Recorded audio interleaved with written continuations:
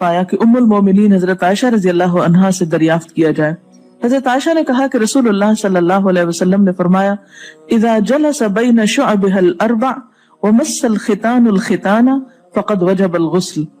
जब मर्द औरत की चार शाहों के दरमियान बैठ जाए और उसका महल खतना औरत के महल खतना के साथ मस करे तो गुस्ल वाजिब हो जाता है।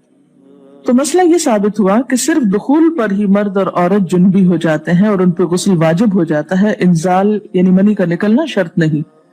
जनाबत के अहकाम। वजूब गुस्ल की हालत को हालत जनाबत कहते हैं।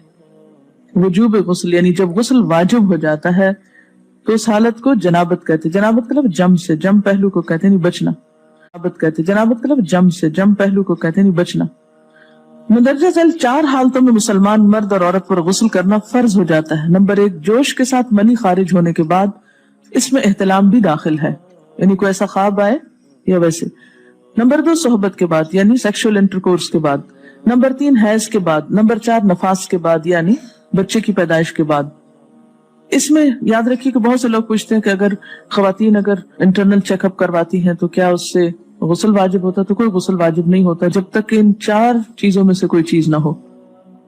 इसमें याद रखिए कि बहुत से लोग पूछते हैं कि अगर खवातीन अगर इंटरनल चेकअप करवाती हैं तो क्या उससे गुस्ल वाजिब होता है? तो कोई गुस्ल वाजिब नहीं होता जब तक कि इन चार चीजों में से कोई चीज ना हो।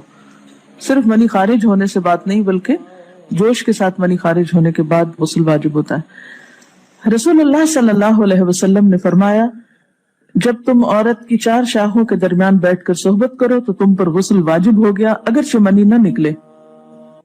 आपने गौर किया होगा कि तहारत के मसाइल बहुत तफसील के साथ और अपने अंदर बहुत डिटेल्स रखते हैं।